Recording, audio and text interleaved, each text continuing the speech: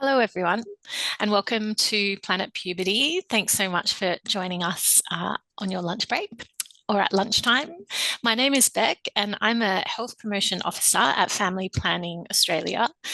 And my role consists of engaging the community in projects that build everyone's skills and sexual and reproductive health skills and rights. And I'm going to be facilitating today along with Emily and Sarah. Emily, would you like to introduce yourself? Hi everyone. So my name's Emily and I'm a member of the Planet Puberty team. So if you have any questions or inquiries and reach out to us, I'm one of the people that would be responding.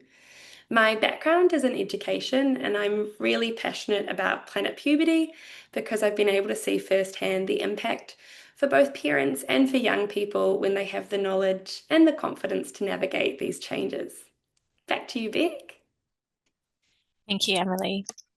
So today we're blasting off into the mood swing Milky Way as we explore the emotional changes that come with puberty.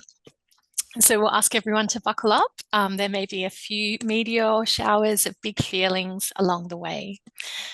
Puberty can be a challenging time for any and all young people, and for children and young people with intellectual disability and or autism, those changes can feel even more intense and confusing, and that can make it a tough journey for parents and carers too.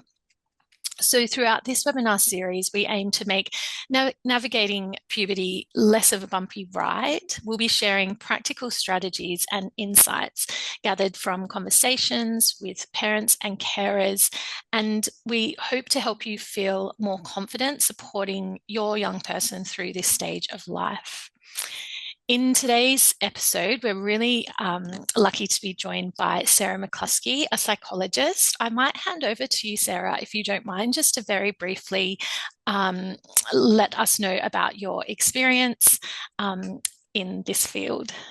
So I'm Sarah. I'm also the director of Belly Cut Behavior, and I'm a psychologist, board certified behavior analyst, and educator, I guess. And I have been within the field for about 10 years, with a special interest in sexualized behavior and working and supporting our community with complex support needs. So I've been helping running these webinars with family planning for a number of years alongside a few others as well. So I'm always happy to be here and help navigate this tricky time. Thank you so much, Sarah. Yeah, we're really happy to have your skills, expertise, and your passion on the panel with us today. So I'd like to just start off by acknowledging the traditional custodians of country and the ongoing connection of Aboriginal and Torres Strait Islander peoples to the land, culture, and community.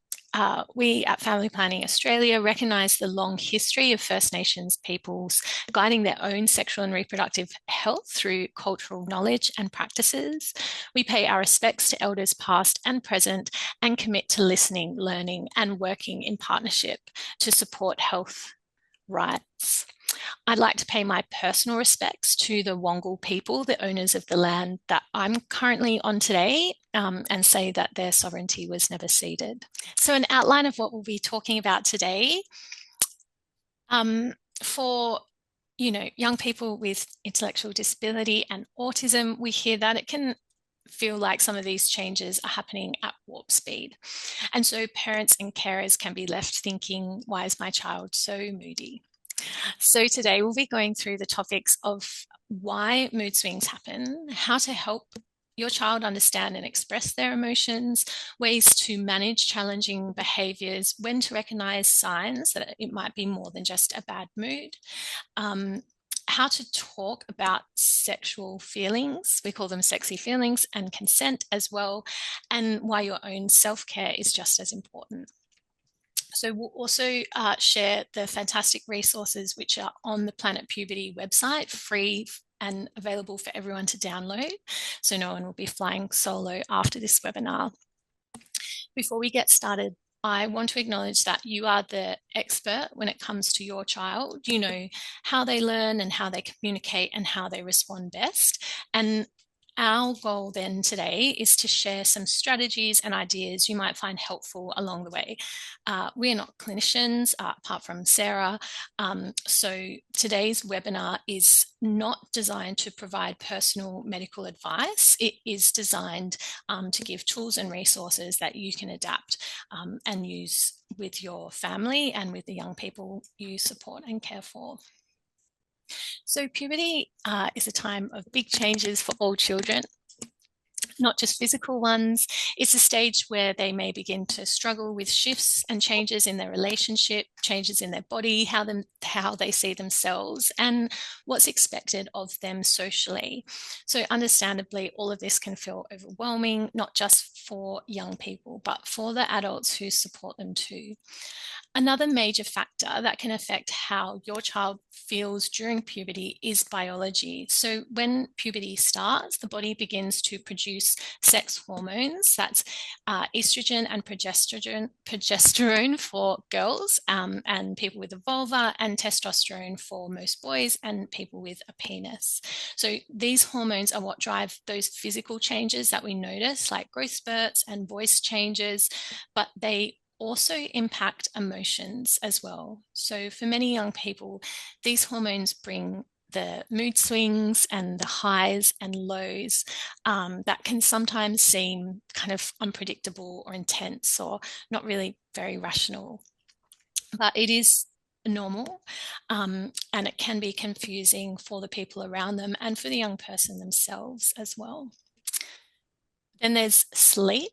So during puberty, those hormones also impact sleep. A child's internal clock actually shifts, so they can start to feel more awake in the evening, even though they still need to, get up early and go to school and have other responsibilities. So often this means they're not getting enough sleep, and that can make those mood swings even more noticeable. So when that irritability, sadness, or like big emotions start to be seen, it can help to remember that a lot of this is a part of that developmental process and being driven by those, biological factors and those hormones. And it is something that adults can support children and young people through by helping them to understand those emotions that they're feeling. So I'm going to pass over to Sarah now, who's going to explore more about some of those practical strategies that can help adults to support young children and young teenagers to understand those emotions. Thanks, Beck. It really is quite a tricky time. And talking to your child about these changes and what's happening in their body can be confronting, but it really helps them to actually understand why they're having all these feelings and what's actually going on. And it's important to emphasize, as Beck said, that these feelings are normal. They're a normal part of growing up. They don't last forever, even though they might feel like they will. But there's lots of strategies of how we can explain these emotions and how we can support people to actually be okay with the emotional changes. So some of these might include things like labeling your own emotions and modeling that to your child. So saying things like, I'm feeling really frustrated right now because, for me today, it was because my son threw his milk bottle at my head. So I'm feeling really frustrated right now about that. But using your own emotions as a model can be really helpful. And similarly, you can also do labeling their emotions. So it might be something like, it looks like you're quite sad. What's up? So giving them the actual emotional literacy to understand what their emotions are, what they mean, and being able to then link those emotions a little bit better. But we do need to make sure that we modify the complexity of the language that we use and how we explain emotions to your children, depending on what their level of comprehension or ability is, to understand subtle differences. So as you can see on the screen, there's the four key and emotions that we do see, and these are the ones that are in planet puberty, being happy, sad, relaxed, or angry.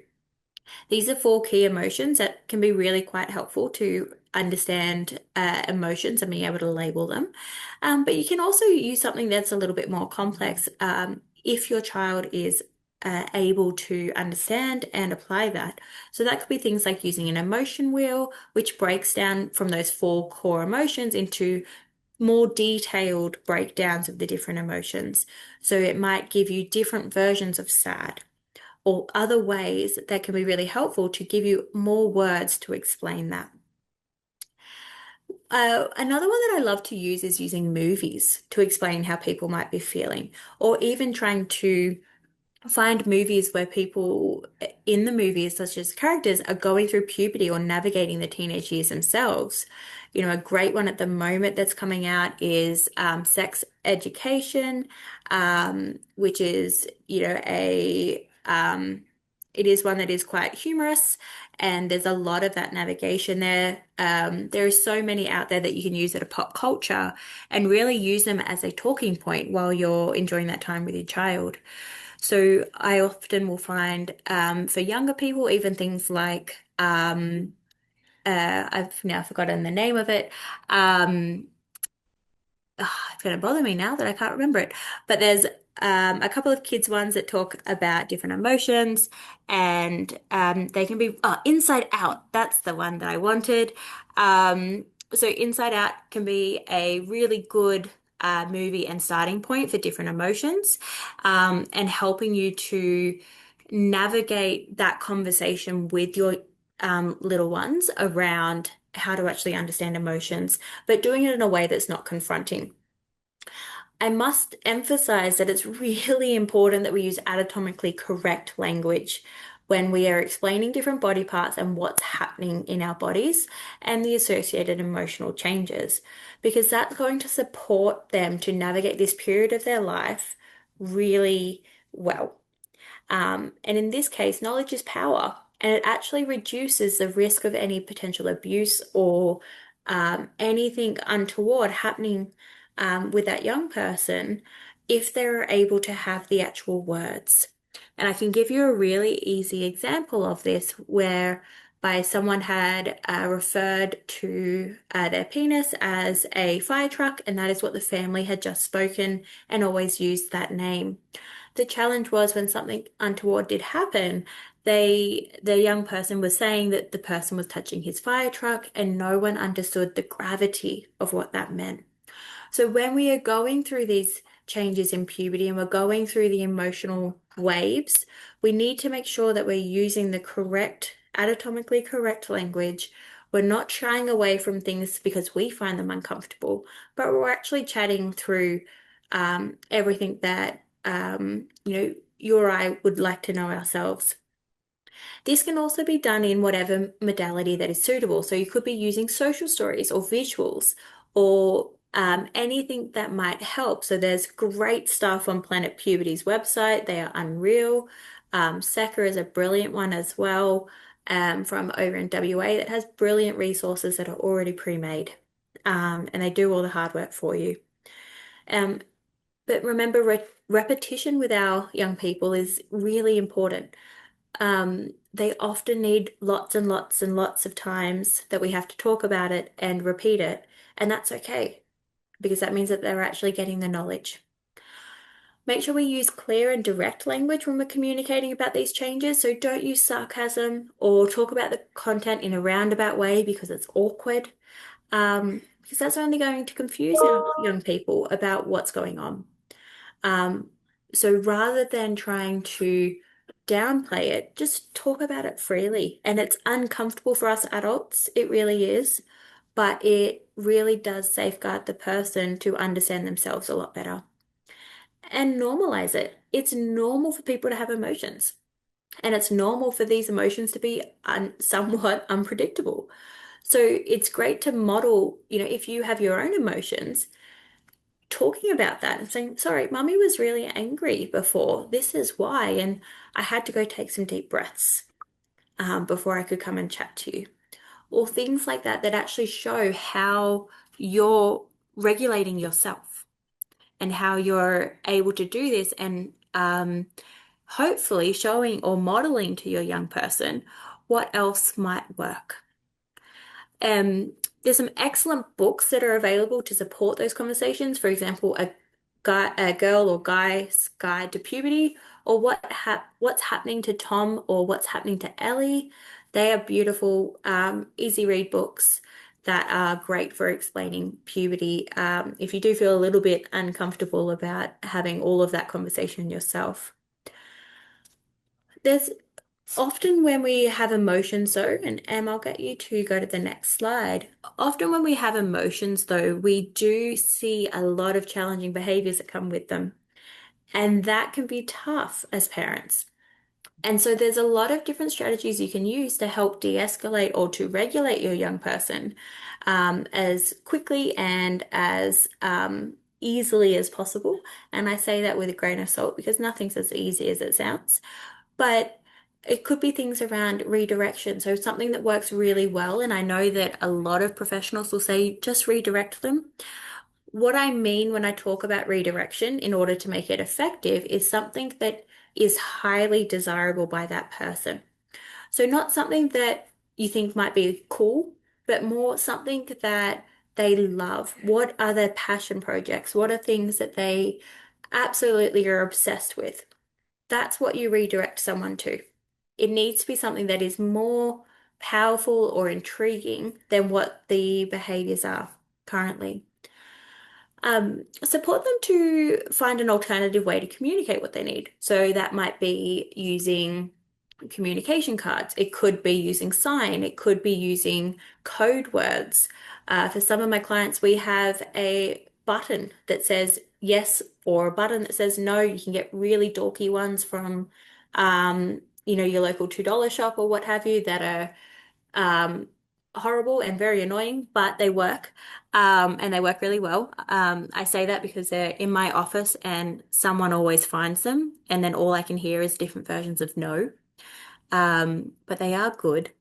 You can support your young person to problem solve. So trying to work out and weigh up what are the different options, what's the cost or the benefit of each of those, and trying to help them with scaffolding those tricky problems.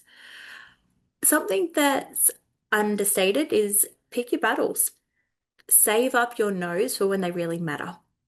So ask yourself, is this important that I actually follow through on this?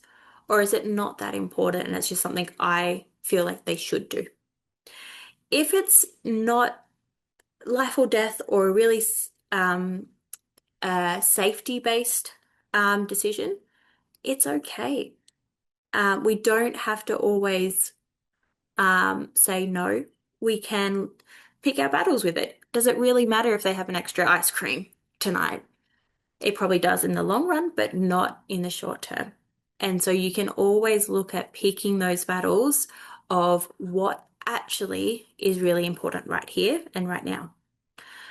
Model co-regulation. So show them how you can do deep breathing together or how you can do something that helps you relax, whether that be coloring in, playing a game, watching a movie, and talking through why you're doing that. Even with my little ones that are quite young, I will even say to them, I'm just doing something to just switch my brain off for a minute, and then I'll come to you. Mummy just needs some time. That kind of modeling can be really helpful so they know that that's okay. Um, it can also be important to acknowledge their feelings. So saying, I can see why you're angry, or I can see that you're angry because of, or it might be something like, I'm noticing that you're quite sad right now. That can be really helpful to make them feel heard. But just remember not to reprimand or dismiss their feelings in the moment, because even if you might not agree with those feelings, they're very real to that young person at that time. And so we need to acknowledge that they feel pretty crappy, and that's okay. Often we also use a lot of words when we're trying to regulate someone or trying to get them to calm down, but less words is usually better. So when we are really escalated, our brains actually switch off and we focus on fight, flight, or freeze. So other strategies that can help is providing an alternative way to let their feelings out. So that might be through punching a pillow or a boxing bag, going for a run, or engaging in heavy lifting. These are really helpful when you've got intense or strong emotions that are coming out. And you often, when they're that intense, you have to let them out. And so bottling it up or taking a deep breath might not work at that time. So you actually need to do physical movement.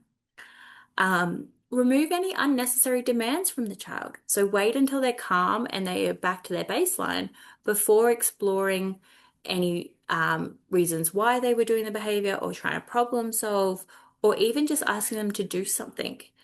You will be surprised how many things we ask our kids to do every day. So try to take away any unnecessary demands from them.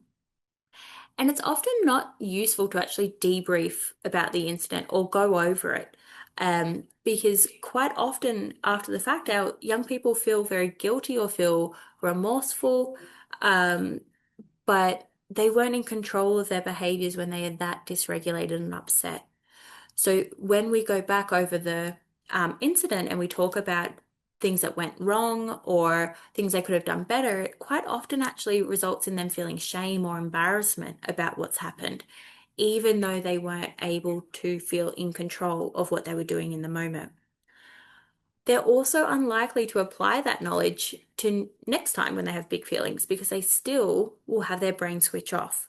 So we need to look at those alternative strategies or prevention rather than looking at trying to teach after the fact on what they can do differently next time. And that brings me to trying to understand when it's more than just a mood. So anxiety and depression in children with disability is quite common. But I was just saying that depression isn't just about feeling sad. It can also present as being bored or irritable, short-tempered. Often there is a lack of interest in the future.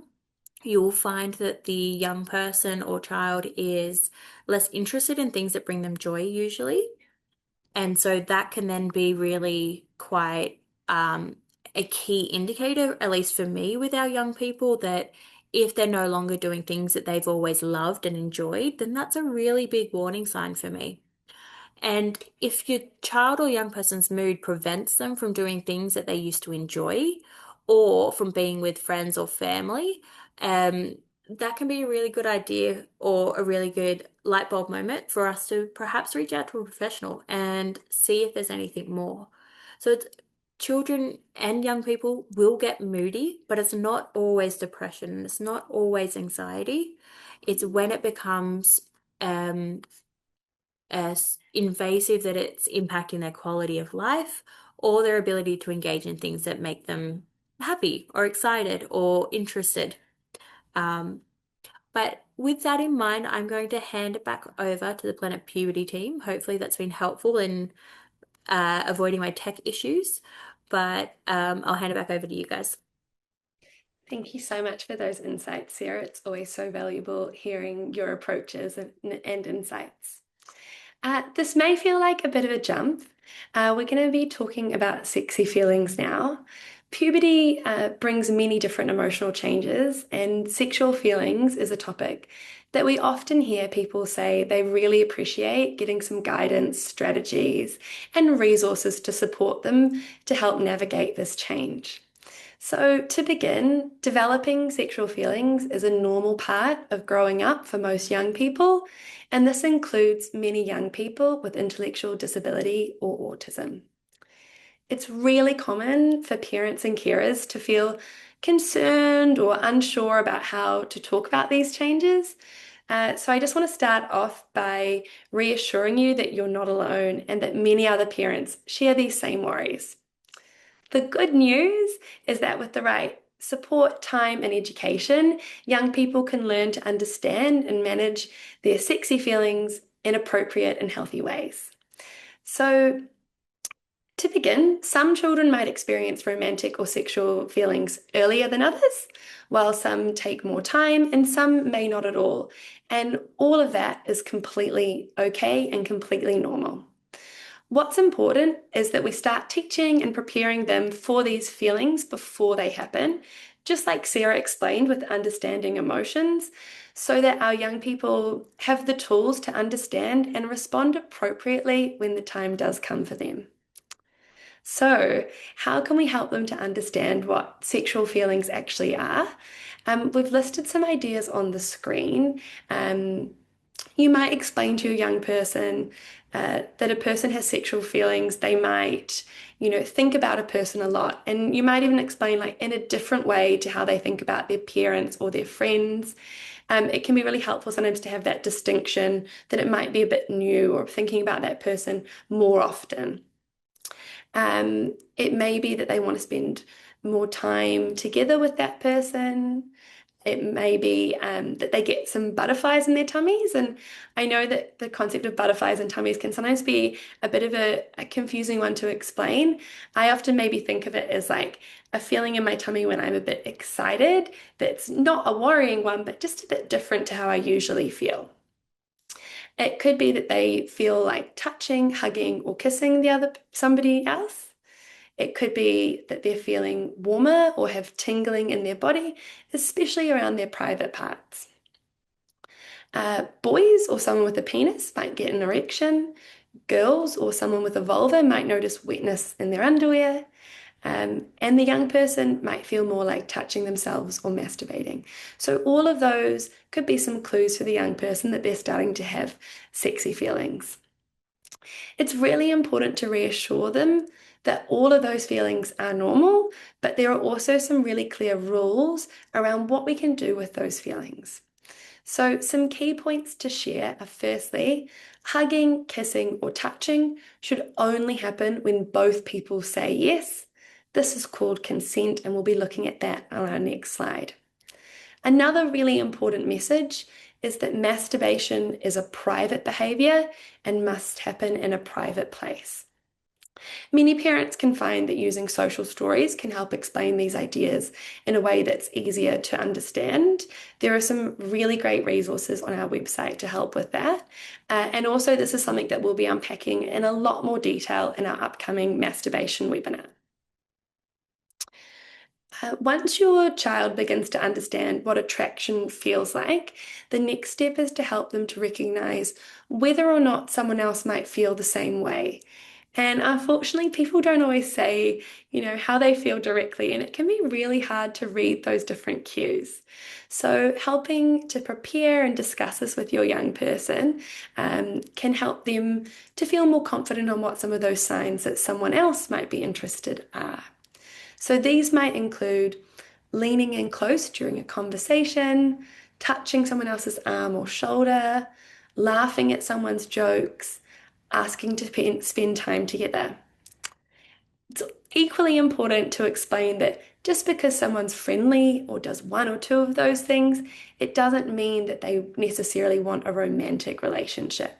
So, like Sarah was saying, it can be really great to explore some of this through movies or television or different ways that you communicate with your young person based on their interests. So, if you watch a show together and you could think about what's developmentally appropriate for them and what their interests are, you can be asking things like, do you think that character likes the other one? Or, how do you know those two have some romantic feelings for each other? And that can be unpacking what they're saying and what they're doing.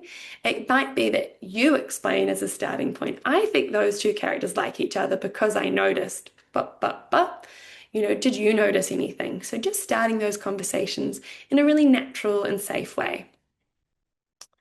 For more tips and support, we've got a list of helpful resources and stories on our relationships topic page on Planet Puberty. All right, this is also a great time to start talking to your young person about consent. And that's a concept that's important, not just in relationships, but in our everyday interactions too. We've got some really clear messages that we like to share around consent. That is, firstly, consent means both people say yes to something. Another important element is one person asks and the other takes time to think about what they want. So you don't have to answer straight away. You can say yes or no. It's always your choice. And even if you say yes, you can always change your mind later, whether that's because you've changed your mind about something in the moment, or maybe you've done something 4 times in the past, and then on this occasion you've changed your mind. You've always got that right. When we're thinking about consent, it's really helpful to give your child lots of chances to practice consent in everyday life. Things like checking if someone wants to play or saying no to being touched. These small moments build lifelong skills.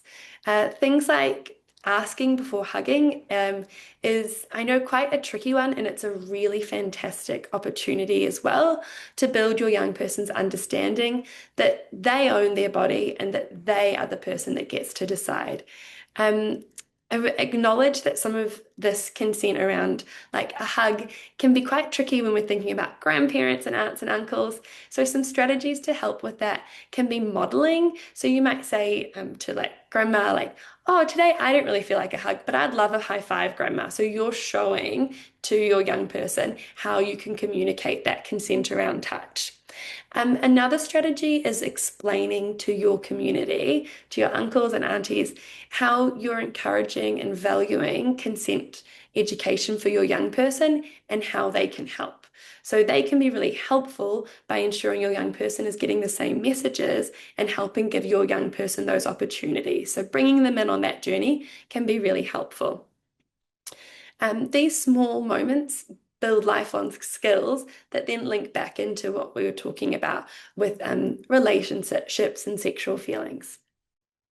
Consent discussions are also a really good opportunity to remind your child about the differences between public and private behaviours, especially as they begin to explore new feelings. And public and private behaviours is something we'll go into more detail about in some of our future webinars that we have some really good resources on our website for.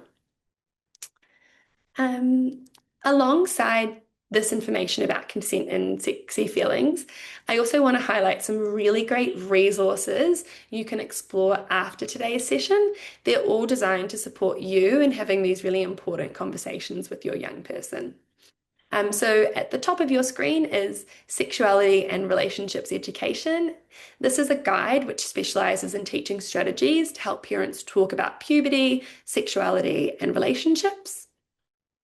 The next one is the Boyfriends and Girlfriends book, which is a fun and accessible comic style resource that explains the do's and the don'ts of dating and reassures young people that wanting a romance is perfectly normal. We also have at the top Cave Boy Crush, which is a picture book that helps young people understand what it feels like to have a crush. So unpack some of those feelings we were talking about, like butterflies in your tummy. At the bottom of the screen, we've got a picture of the All About Sex, which is a series of fact sheets created by Family Planning Australia, which is available both on Planet Puberty and on the Family Planning website. This has over 28 fact sheets available on it that help unpack in easy English lots of different concepts for your young person and for yourself as well, and how to explain and think about different aspects of sexuality. The other two resources at the base of our screen are about masturbation. We have one for males or people with a penis and one for females or someone with a vulva. It's a 6-page visual story that explains what masturbation is, what's okay and what's not, and it reinforces the importance of privacy and consent. Great. So we have the privilege of working in this space, connecting with community a lot, and one thing we often hear reflected is that for parents and carers, which is so common and so natural, is that people are always putting their family needs first, often without thinking about their own needs. And when your child has extra support needs, that instinct can become even stronger. You might feel like you're constantly on the go or you're stretched to your limits and barely keeping up. And puberty can add a whole new layer of complexity to those feelings. There can be more meltdowns, more questions, more uncertainty. If it ever feels like it's too much, we just want to reassure you that you're not alone and those feelings are completely normal. We connect with lots of different parents and carers, and it's such a common feeling that parents share. And it's often a relief when they can connect with others and share that they're not alone in that feeling. That's also why it's really important um, to think about self-care. And no, we're not just talking about spa days and really long massages. Self-care doesn't need to be big and it doesn't need to be expensive. It's about figuring out what fills your cup, even in small ways. Maybe, taking 5 minutes to have a little cup of tea. Maybe it's a short walk or a phone call with a friend, watching half of a TV show, or a really common one we hear from parents is just like having that moment of privacy in the shower with that water running over them and that sense of just mindfulness and peace. What works for you might look different from what works for someone else, but the key is self-care helps you recharge. And when you're recharged, you're in a better position to support your child. Now, I know for many of us, self-care can feel like a luxury or something we just cannot prioritize. But before burnout creeps in, try to remember that your well-being does matter. And when you look after yourself, you're modeling something really important to your child, that everyone deserves time out and space to care for themselves. You're modeling the strategies that Sarah just talked about in identifying your feelings and naming and actioning some strategies that work for you. So on the screen, we've got some simple reflection questions to think about. You might even want to jot down an answer now, but they can be really helpful for thinking about how this looks for you and how you might be able to squeeze it into your day. So one is, how do I feel today? Where could I add a moment of self-care into my day? What brings me joy? What's helping me to feel calm at the moment? And who can I talk to for some support? Um, so please just give yourself permission to feel, to rest, and to ask for help. Whether it's with a friend, a family member, or a professional, you don't have to do this alone. And taking care of yourself is not selfish, it's necessary. Building on that self-care, I want to take a moment just to highlight some services that can support you and your family in managing emotional challenges, whether they're related to puberty, caring responsibilities, or your own well-being. So the first one on the top of the screen is called Beyond Blue, and they offer support for low mood, depression, and anxiety, and provide guidance on how to access help. So some of these links also link in with when Sarah was talking about, what if it's more than just a mood? So it could be for you or for your young person. You can also speak with your GP about getting a mental health care plan, which allows you to access subsidised sessions with a psychologist or a counsellor. There's Carers Gateway, which is a one-stop website where you can find a range of services for carers, which is all in one place. We've also mentioned Men's Line, which is a free telephone and online counselling service specifically for men. And the Young Carers Network, which provides support, counselling, education, and even getaways for young carers. This can be especially useful for siblings of children with intellectual disability or autism. Even if they don't identify as carers, their role as a sibling is still really important and recognised. I also want to mention on the topic of siblings that we are launching in the next few weeks a siblings page, which will also help you to think around how to support siblings and how to connect with siblings in the puberty journey. And the final resource I wanted to mention that isn't actually listed on the screen is Head to Health, which is a free face-to-face and telehealth psychology service for people over 18. And these centres are government funded and are popping up around the country now. So there likely will be one near you from the locations we saw at the start of the session.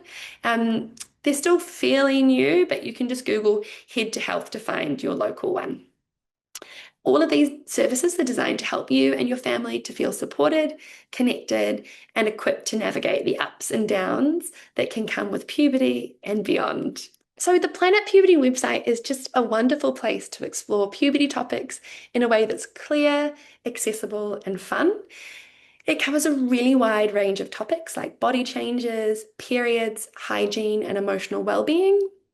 One of my favorite parts is that each topic has conversation starters. So, how can you broach these topics with your young person, and strategies around ways to prepare your young person.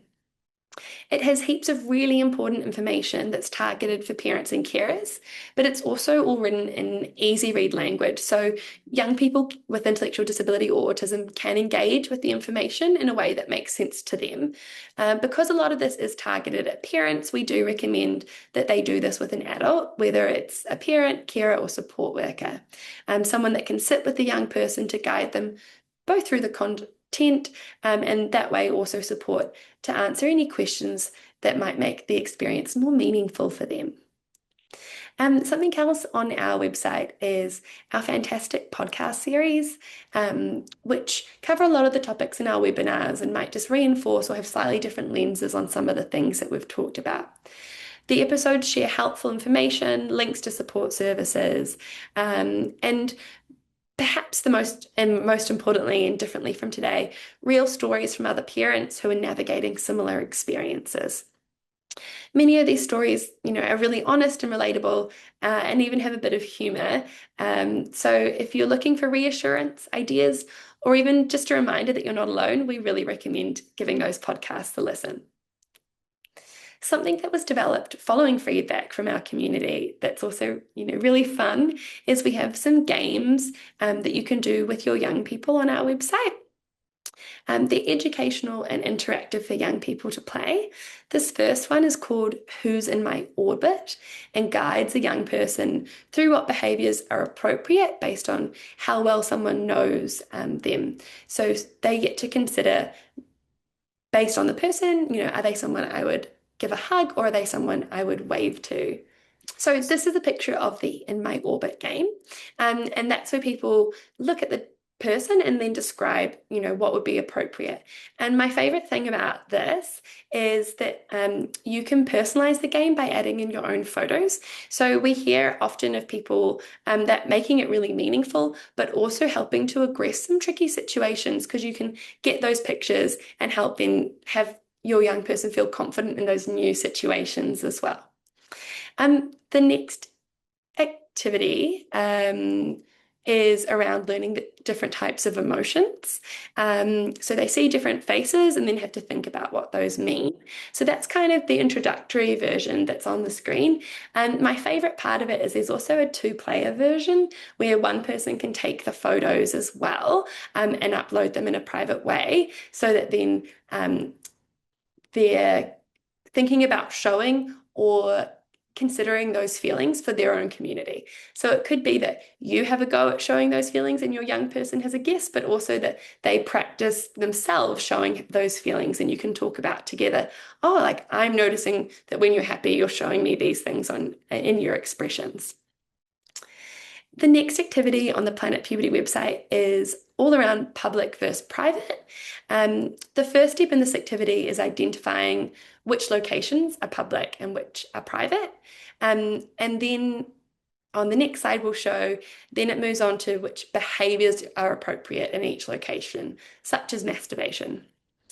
Finally, on the website, something we wanted to highlight is that there are stories and videos from parents, carers, and other young people for you to watch, where you can gain knowledge and confidence around different ways that people have navigated these journeys, and things that were really helpful in their experience.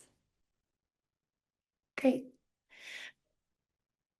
Another resource I want to talk about is helplines.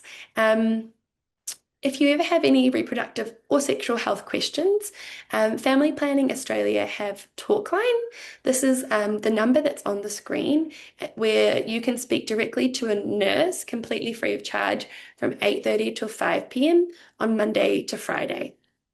So it's always got a medical professional at the other end. You can call or email, and there's a chat function on the Family Planning website as well.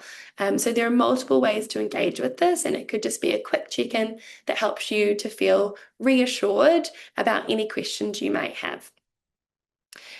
This talk line can also answer a really wide range of questions like how to access contraception or STI testing, what to do if you or someone else might be pregnant, and general questions about sexual and reproductive health. There's also the Pregnancy Choices Hotline, which is another free and confidential service that supports people who think they might be pregnant. They can help you to understand your options, connect you to care, and support your decision making at any stage. This wraps up our webinar for the day. Thank you so much, everyone. Thank you, Sarah. You're welcome.